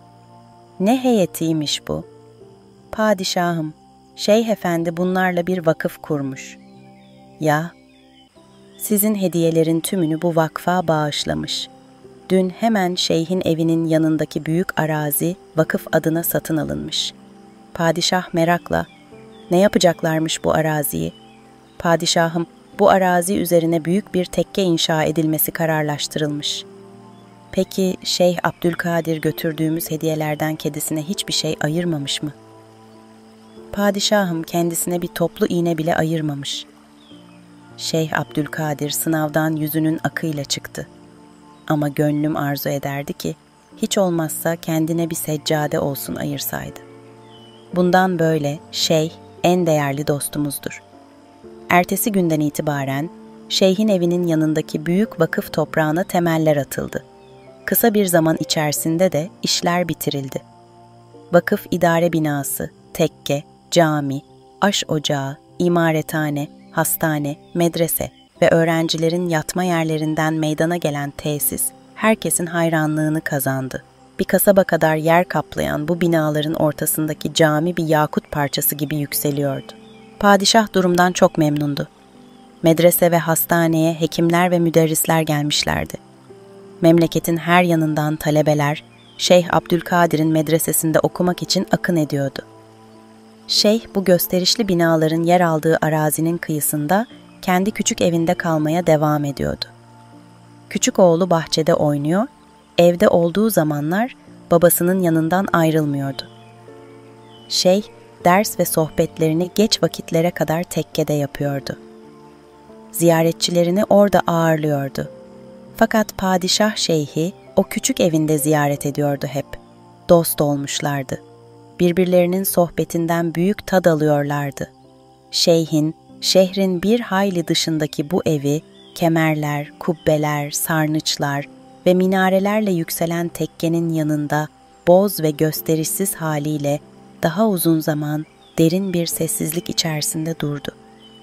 Gün geçtikçe bu evin etrafında Şeyh Abdülkadir'in müritleri tarafından yapılmış yüzlerce, hatta binlerce ev yer aldı. Müritleri onun etrafına toplanıyorlardı. Başka kentlerden, köylerden, hatta başka memleketlerden onu ziyarete gelenler, geldikleri yeri unutup orada ev yapıyorlardı. Ama bu evlerden hiçbirinin çatısı Şeyh Abdülkadir'in evinin çatısından yüksek değildi. Şeyh Abdülkadir karısı ve küçük oğluyla sessiz bir hayat sürüyordu. Ülkenin padişahı Sultan Ahmet, sevilen sayılan bir padişahtı. Bir sultan, Allah'ın ipine sarılıyor ve adaletle iş tutuyorsa, ondan korksun suçlular, hainler. Ama iyiler güven içerisinde yaşasınlar. İşte Sultan Ahmet'in padişahlık ettiği ülkede en kıyı bucaktaki insanlar bile canlarından ve mallarından emindiler. Orada halk zengin kişilerin yanında ezilip horlanmış değil. Fakirler de horlanmaz, itilip kakılmazlar. Sonra nasıl zengin zenginliğini biliyor idiyse, fakirler de fakirliklerini bilir ve kibirlenmezler. Evet, bilmiş ol ki fakir kişi fakirliğini bilecek ve kibirlenmeyecek. Allah rızası için verenlerin verdiklerini alacak. Öpüp başına koyacak. Gönderen Allah'a şükredecek. Padişah Ahmet'in ülkesinde bir haksızlığa uğrayan, öyle olur ki, şikayet dilekçesini kaptığı gibi doğru padişaha koşar. Böyle hak aramak için gelenlere kapılar ardına kadar açılır. Hele biri yoluna çıksın da engellemeye kalksın. O zaman ister 40 satır, isterse 40 katır beğensin. Çıkarlarmış güvenle padişah katına ve orada gördükleri haksızlığı bir bir dile getirirlermiş. Mülkü, adaleti, mutluluğu böyle olunca bir ülke, orada şairler, edipler, alimler, gür fidanlar gibi belirir, boy atar. Şeyh Abdülkadir işte bunun için ta uzak iklimlerden kalkıp geldi Padişah Ahmet'in ülkesine. Orada güzel insanlar bulacağını, onlara daima Allah'ı ve peygamberi hatırlatabileceğini, onlarınsa bundan sadece memnun kalacağını düşündü. Gerçekten de öyle oldu. Baş şehre bir gece yarısı indi. Geceyi şehrin kıyısında bir ahbabının evinde geçirdi. Sonra da bu tenha, kuş uçmaz kervan geçmez yerde kendine bizzat çalışarak 3 odalı bir ev yaptı. Onların deyimiyle evi haremlik selamlık diye ikiye böldü. Öndeki 2 odayla teharet ve abdest yeri selamlık, arkadaki hol, oda ve mutfak ise haremlik oldu. Şeyh Abdülkadir kendisinden padişaha bahsettiklerini biliyordu. Padişahı çok seviyor ve onu ziyaret etmek istiyordu. Ama bulunduğu mevki buna engel oluyordu. Böylece aradan aylar geçtiği halde padişaha gitmedi. Sonunda padişah onun ayağına geldi ve yükler dolusu altın, gümüş ve kumaşı da hediye olarak getirdi. Herkes Şeyh Abdülkadir'in bu kadar zenginlik içerisinde Allah'ı unutacağını, bu paralarla bir saray yaptırıp içini cariyelerle dolduracağını zannetti. Ama böyle sananların hepsi yanılmıştı. Şeyh Abdülkadir kendi gösterişsiz evinde kalmaya devam etti. Ama evinin yanındaki çok büyük bir araziyi satın aldı. Buraya önce bir cami, sonra da bir tekke inşa ettirdi. Bununla da kalmadı. Bir hastane, bir medrese, bir de imarethane yaptırdı. Padişah Ahmet böylece Şeyh Abdülkadir'in gerçekten değerli bir kişi olduğunu anladı. İyi dost oldular. Padişah sık sık onu ziyarete gidiyordu. Onun küçük evinde saatlerce kalıyor ve sohbet ediyordu. Aradan aylar geçti. Şeyh Abdülkadir'in sevenleri çoğaldıkça çoğaldı. Bunlar yavaş yavaş kendi evlerini bırakıp şeyhlerinin evinin civarında yeni evler inşa etmeye başladılar. Herkes ona yakın olmak, ona hizmet edebilmek için birbiri ile yarışır oldu. Şeyhlerinin evinin yakınlarında ev yapıyorlardı. Ama hiçbiri evinin çatısını, şeyhinin evinin çatısından daha yükseğe kaldırmıyordu. Civar illerden ve ülkelerden Şeyh Abdülkadir'in tekke ve medresesine insanlar akın ettikçe Padişah Ahmet bundan gurur duyuyor ve şeyhe duyduğu sevgi bir kat daha artıyordu. Fakat bu mutluluk yılları hep böyle sürüp gitmedi. Aradan çok bir zaman geçmedi bile. Padişah, Ahmet'in düşmanları onu yıkmak için plan üzerine plan yapmaya devam ediyorlardı. Sık sık toplanıyor ve onu nasıl alaşağı edeceklerini konuşuyorlardı. Bu toplantıların birine kulak verelim. Biri şöyle sordu: Padişah Ahmet'i kılıçla yeneceğini iddia eden var mı aranızda? Bir öteki şöyle dedi: Onunla birçok defa savaş meydanlarında karşılaştık. Her defasında bizi yendi. Askeri onunki kadar disiplinli bir ordu görülmemiştir. Madem hep yenildik, herhalde bundan sonra da yeniliriz. Yani? Bunu sen de gayet iyi bildiğine göre sanırım bize başka bir şey anlatmak istiyorsun. Evet, size başka bir şey anlatmak istiyorum. Biliyorsunuz, savaş meydanında baş edemeyince saraya bir katil sokmak istedik. O da olmadı. Belki bu işte ısrar edebilirdik.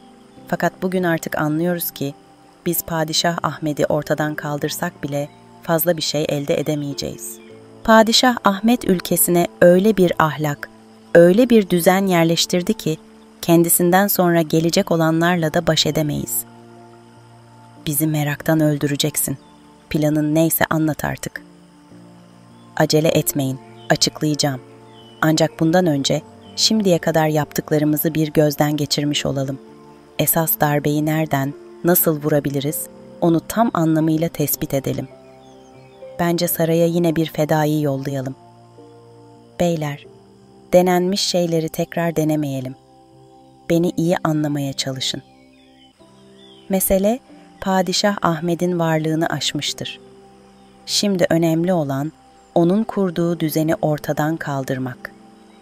Eğer bu düzeni bozabilirsek, karşımızda isterse 10 tane Padişah Ahmet olsun, vız gelir. Peki ne teklif ediyorsun? Şunu teklif ediyorum. Padişah Ahmet'i ve düzenini siyasetle yıkabiliriz. Ne siyaseti? Kılıçla halledemediğimiz işi siyasetle halledeceğiz. Padişahın ülkesine fitne sokup halkı birbirine düşüreceğiz. Bravo, bravo doğrusu. Evet, fitneyle. Ancak bir husus var ki şimdi ona karar vermemiz gerekiyor. Acaba önce saraya mı fitne sokalım yoksa halkın içine mi? Evet, önemli bir konu. Hainler bu konuşmalardan sonra bir hafta sonra yeniden toplanmak üzere ayrılmışlar. Bu bir hafta zarfında uzun uzun düşünecek ve toplantıya birer raporla geleceklermiş. Nihayet bir hafta geçmiş. Yeniden bir araya geldiklerinde nasıl yapmaları gerektiğini uzun uzun konuşmuşlar. En sonunda içlerinden birinin şu sözleri hepsine en parlağı görünmüş. Dostlarım, söylediklerinizi can kulağı ile dinledim. Hepsi güzel. Ancak bir de beni dinleyin. Derim ki yılanı başından ezmeli. Fitneyle ilkin Padişah Ahmet'i bozalım. Öyle yapalım ki şimdi dost bildiklerine düşman olsun. Masumları astırsın. Adaletle davranamaz olsun. O böyle yapınca halkta bir hoşnutsuzluk başlar. İnsanlar huzursuz olunca da aralarında didişirler, hırlaşırlar, kavga ederler. Güzel de fitne çıkarmak için ta padişaha kadar nasıl ulaşacağız? Şöyle düşünüyorum. Biliyorsunuz Padişah Ahmet, ilim adamlarına büyük kıymet veriyor. Tanıdığım bir Yahudi var. Size birazdan onu tanıtacağım. Kapıda bekliyor. Adı İzak'tır. İlmi kuvvetlidir. İslamiyet'i de çok iyi bilir. Çok iyi tefsir ve hadis okumuştur. Peki ama bu İzak padişaha nasıl ulaşacak? Orası kolay, hem de çok kolay. Zor olan padişahı fitneyle kandırmak. Şimdi izin verin. Padişah Ahmet'e bizlerin duyduğu kinin en az 100 mislini duyan İzak'ı çağırayım. Nasıl davranacağını kendisi anlatsın sizlere. Bunun üzerine Yahudi İzak içeri alınmış. Onu görür görmez hepsi nasıl cin gibi bir adamla karşı karşıya olduklarını anlamışlar. İzak onları şöyle bir süzmüş, hem de küçümseyerek. Gözlerinden biri hafifçe kısıkmış, kaşlarından biri biraz yukarıda, incecik dudakları iyice birbirine yapışık duruyormuş. Padişah Ahmet'i hiçbiriniz benim kadar iyi tanımaz. O sandığınızdan en az 10 kat daha zeki ve akıllıdır. Bilmiş olun ki iblis bile ona sokulamaz. Ama nihayet o da beşerdir. Bir insandır. Muhakkak bir zayıf tarafı vardır. İşte ben gerekirse 10 yıl, gerekirse 20 yıl onun yanında olacak ve zayıf tarafını yakalayacağım. Onun yanına nasıl gideceksin? Ben sizin tahmin edemeyeceğiniz kadar çok bilgiyle doluyum. İslam'ı da çok iyi biliyorum. Padişah Ahmet'in ülkesine gidecek ve başkente yakın bir şehirde tam bir Müslüman alim gibi yaşamaya başlayacağım. Alimleri çok seven padişah, kısa süre sonra ya ayağıma kadar gelecek veya beni çağırtacak. Ondan sonrasını ben biliyorum. Peki neden böyle bir şey yapıyorsun? Ona büyük kinim var. O halde bizimle niçin buluştun? Sana nasıl yardımımız olabilir? Sizden hiçbir yardım beklemiyorum. İşi tek başıma halledeceğim. Bizden hiçbir şey istemiyor musun? İstemez olur muyum? Ne istiyorsun? 10 deve yükü altın. 10 deve yükü altın mı?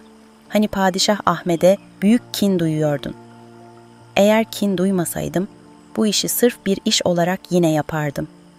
Ancak o zaman 10 deve yükü değil, 100 deve yükü altın isterdim. Söyleyin bakalım kabul ediyor musunuz? Evet ediyoruz.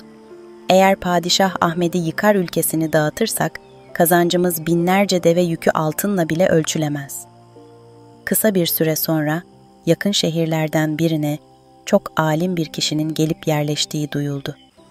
Bu haber, padişahın kulağına kadar gelince, başvezirine, "Kimdir?" diye sordu.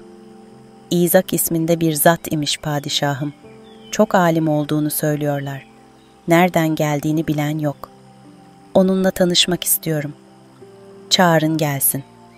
Başvezir bunun üzerine ona bir haberci yollamış. Padişahın davetini bildirmiş. İzak gelip padişahın huzuruna çıkmış. Gözleri yine şeytanca parlıyormuş. Ama nasıl yaptıysa yüzünden bütün kötü ifadeleri silmiş. Şimdi yüzü sevimli, kaşları aynı hizada, gözleri aynı büyüklükte, boynu bükük, bakışları yumuşak. Padişah çok beğenmiş bu halini. İçinden, bilge bir kişi olduğu muhakkak ama alçak gönüllü derken sohbet etmeye başlamışlar. Konuştukça padişah onun ilmine, irfanına hayran kalmış. Ona, "Sarayımda kalmanı rica ediyorum, vezirim olur musun?" demiş. "Padişahım," demiş Yahudi İzak, "hizmetinizde bulunmak benim için bir şereftir. Ancak sarayda yaşamaktan dolayı nefsime gurur gelirse, beni cehennem ateşinden kurtarmaya gücünüz yeter mi?" Padişah bu güzel sözü duyunca gözleri yaşarmış. "Şimdiden sonra sana büsbütün bağlandın," demiş. "Gel beraber çalışalım. Benim kıymetli vezirlerim ve çok sadık bir de başvezirim vardır. Sen de onların arasına katıl." İzak, "Padişahım, bana 1 yıl zaman tanı. Bu 1 yıl içerisinde kendimi sarayda yaşamak düşüncesine alıştırayım. Allah'a dua edip yalvarayım. Eğer sonunda burada yaşayabileceğime kanaat getirirsem, hizmetinize geleyim. Peki, dediğin gibi olsun. Ama hiç olmazsa evini bu şehre taşı da seni sık sık göreyim. Düşüncelerinden istifade edeyim." "Hay hay padişahım, sizi sık sık görmek beni de mutlu eder." Böylece İzak bir haftaya kalmadan baş şehre taşındı. Tam bir Müslüman gibi yaşıyordu. O kadar mükemmel rol yapıyordu ki neredeyse kendini bile kandırabilirdi. Evde yalnız olduğu zamanlarda bile dikkatle namazını kılıyor, tesbih çekip dua ediyordu. Padişahı bir fitneyle yıkmak konusundaki kararı yüreğinin en derin köşesinde bir engerek yılanı gibi kıvrılmış uyuyordu. İzak Müslüman bir kadınla evlenmişti ve çocukları vardı. karısına ve çocuklarına tam bir Müslüman gibi davranıyordu. Bir gün karısına, "Sevgili karıcığım," dedi. "Padişah beni yanına alıp veziri yapmak istiyor. Bu konuda sen ne dersin? Sen daha iyi bilirsin. Senin de düşünceni almak istiyorum. Acaba saray hayatı bizi şımartmaz mı? Doğrusu ben de bundan korkarım. Ancak padişahın arzusunu emir bilmek de gerekmez mi? Beni de düşündüren bu. Sonra çocuklarımız için de iyi olacak. Gördün mü beyim, ailemiz için de yararları var. Kabul et." Aradan daha 1 yıl geçmeden İzak saraya girmiş. Vezirlerden biri olmuş. Bütün toplantılarda düşüncesini açıkça söyler. Hiç kimseden korkmazmış. Padişah da onun bu yönünü çok takdir edermiş.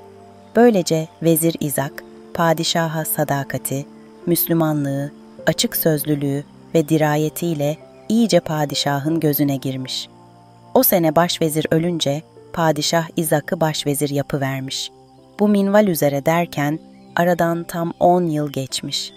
İzak'ın içindeki fitne yılanı yavaş yavaş başını kaldırmaya başlamış. Zira İzak için iyi bir fırsat çıkmış. Fakat işin aslı şöyleymiş. Bir zamanlar şeytan padişahın kalbine fitne koymuş, "Herkesi aldattım, dünyada bir tek seni aldatamadım," diye. O zaman padişahın kalbine bir parça gurur gelmişmiş. İşte bu gururun cezasını çekecekmiş padişah. İzak bu işte sadece bahaneymiş. Padişah 60 yaşına gelmiş. Şeyh Abdülkadir olmuş 45 yaşında. Başvezir ise 55'inde. Şeyh Abdülkadir'in evinin ve tekkesinin etrafındaki evlerin sayısı binleri bulmaya başlamış. Sevenleri, gelip gideni o kadar çoğalmış ki onları artık evinde değil, tekkede kabul ediyormuş. Bu arada memleket dirlik düzen içerisinde. Fitnenin hiç mi hiç ortaya çıkmayacağı bir zaman. Sanki şeytan tepelenmiş, 7 kat yerin dibine geçmiş. Öyle mi sanırsın? Bir gün başvezir İzak telaşla girmiş padişahın yanına. Fitne yılanı zamanı nasıl da seçmiş. 10 yıllık uykusundan ağır ağır uyanıyor. Padişah önemli bir şeylerin olduğunu anlayarak doğrulmuş. "Hayırdır başvezirim?" "Aman padişahım, haberler çok kötü." "Sakin ol vezirim, sakın ol. Haberler kötü de olsa, madem Allah'ın takdiridir, bizim razı olmamız gereklidir." "Padişahım, neredeyse 1 yıldan beri kötü bazı gelişmeler olduğunu haber alıyordum." "1 yıldan beri mi?" "Evet padişahım, 1 yıldan beri." "Neden haberim olmadı?" "Mesele çok ince bir mesele efendimiz. Böyle olduğu için emin olmadan size açmak istemedim. Kendim 1 yıldan beri araştırdım. Gerekirse kendim halledeyim. Padişahıma hiç duyurmayayım dedim. Ama umduğum gibi olmadı. Kötü haberler doğru çıktı." "Anlat bakalım." "Efendim sultanım, dilim varmıyor. Fakat durum şöyle şöyle, böyle böyle." Netice olarak Şeyh Abdülkadir tahtınıza göz dikmiştir. Etrafına sayısız insan toplamıştır. Tam 10 yıldır gizlediği bir ihtirasla nihayet bir darbe yapıp yerinize geçmeye çalışmaktadır. Maalesef bugün yarın sarayınıza hücum edeceklermiş. Padişah bunları sükûnetle dinlemiş. Dostluk, akıl, irfan, sadakat, itimat, bunların hepsi var padişahta. Ama kader icabı başvezir İzak'ın söylediklerinin hepsine birden inanmış. Dostluk, akıl, irfan, basiret hepsi susmuş. Aleme ders olsun diye ve de hem de vesile olsun diye bunlar bir işe yaramamış ve ayak sürçmüş. Baş dalgalanmış, irade bir karar tutturamamış.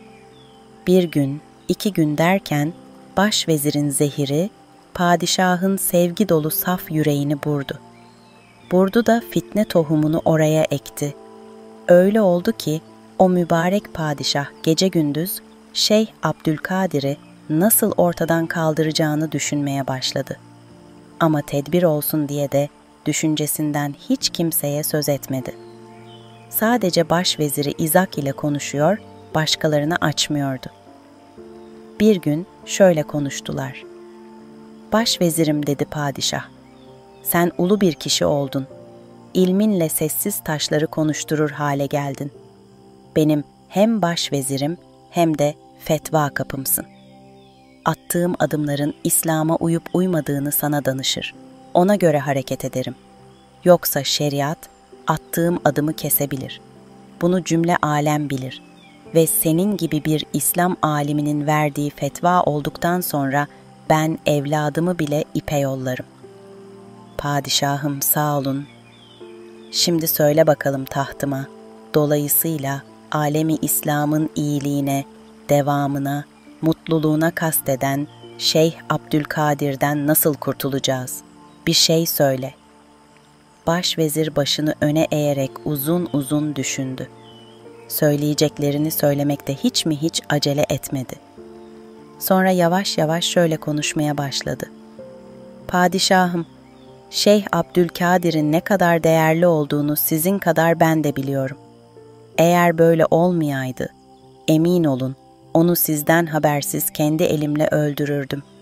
Bu yüzden onu ortadan kaldırmak konusunda bir şeyler bulmak belki mümkündür. Birkaç yol bulunabilir ama bunları söylemek çok zor. Onun tahta göz diktiğinden emin miyiz? %100 padişahım. O halde tedbirin nedir? Açıkça söyle.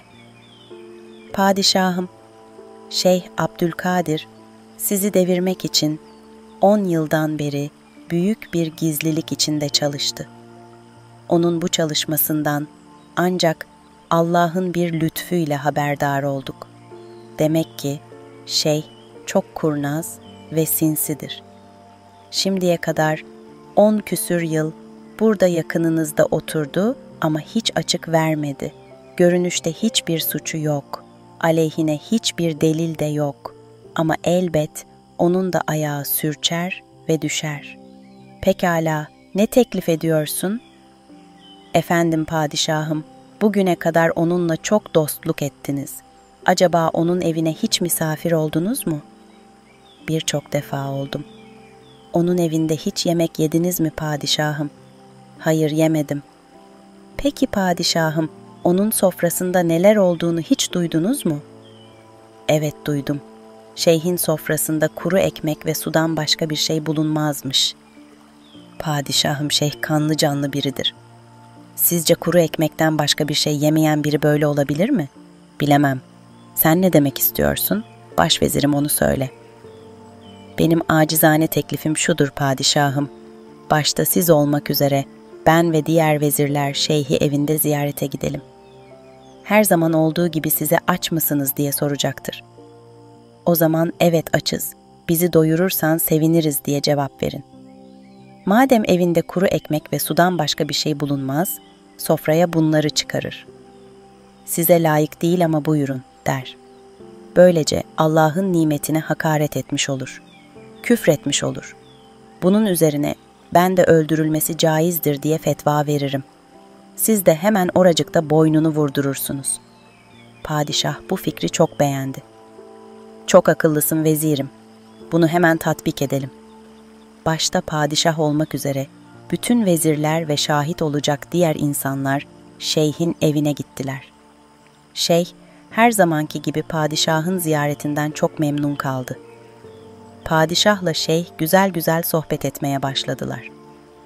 Şeyh içinden şöyle diyordu. Ya Rabbi, bu padişah da senin kullarında bir kuldur. Ben onu padişah olduğu için değil, senin rızan için severim. Onun fakirhaneyi ziyaretinden dolayı kalbime gurur getirme. Padişah, ziyaretçilerinle nicesin diye sordu. Padişahım, onlar da Allah'ın bir emanetidir. Onlar bize değil İslam'a gelirler. Gayeleri ben değilim, Allah'tır. Eğer ben olaydım o kadar zaman etrafımızda eğleşmezlerdi. Böyle konuşurlarken şeyh birdenbire, padişahım sormayı unuttum, aç mısınız diye sordu. Açız dedi padişah. Hemen ortaya bir sofra serildi. Kenarına minderler atıldı. Her 3-5 kişinin önüne bir tas su kondu. Birer parça da kuru ekmek. Şeyh de padişahın yanına oturdu. Padişahım dedi şeyh, Ben de henüz yemek yememiştim. Eğer izin verirseniz ben de sizinle yiyeyim.